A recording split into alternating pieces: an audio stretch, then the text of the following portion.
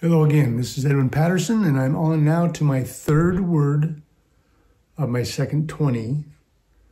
So the 23 words into 60. So that's kind of where we're at in the big test so far for the test of the vocabulary of the Book of Mormon.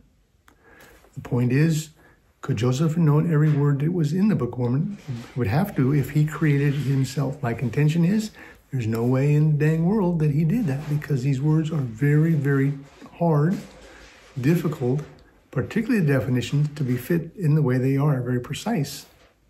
So that's the contention. Let's go on to the word. So the word now is brazen. Brazen. One time in the Book of Mormon. Can't find it in the Bible. 10 times in the Doctrine and Covenants. So it's come, but in the 10 times in the Book of Mormon, or the Bible, pardon me, the Doctrine and Covenants, not one definition. Again, these are multiple definitions. Brazen is not used the same way in the Doctrine and Covenants, those 10 times, it is this one time in the Book of Mormon. Interesting. So what is that? That is the question. So let's do a little reading. Let's find out what's going on. So here we are in Helaman 8:14. Now I'm going to have to read a little bit here because I want to get to a good punchline. But here's the situation. But behold, ye not only deny my words. So this is Nephi talking. And he's preaching about the coming of Christ again.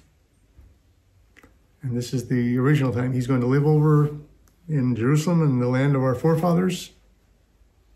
And he's going to be resurrected. And he's going to come to us. And the people in general are going, it's like a bunch of bunk. Really? Is that what you're trying to tell us? Let's see how he goes about it. But behold, ye not only deny my words, but ye also deny all the words which have been spoken by our fathers, and also the words which were spoken of by this man Moses. So now it brings Moses in. And Moses only a couple times in the Book of Mormon, but this is one of those times. They have the brass plates, which have his record in them, so they are able to read them, study them. This man Moses, who had such great power given unto him, yea, the words which he has spoken concerning the coming of the Messiah. Okay, now I'm on verse 14, which is where brazen is going to be found. Yea, did he not bear record that the Son of God should come?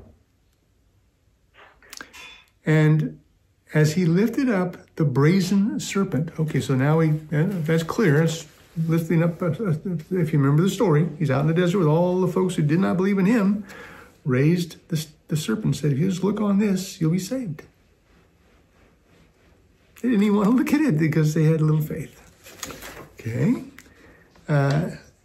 Even so shall he be lifted up who should come. Talking about Christ. Christ to be lifted up.